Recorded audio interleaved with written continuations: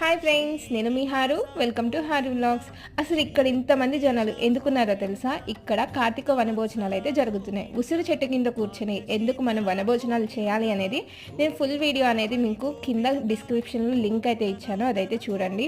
Already 2 Karthika సోమవారాలు అయిపోయాయి, ఇంకా 2 ఉన్నాయి కదా, వాటికి తప్పకుండా విజిట్ చేస్తారని నేనైతే ఈ వీడియోని మీకోసం పోస్ట్ చేస్తున్నాను.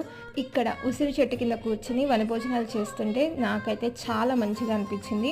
అండ్ ఫుడ్ కూడా అన్లిమిటెడ్గా అయితే పెడుతున్నారు.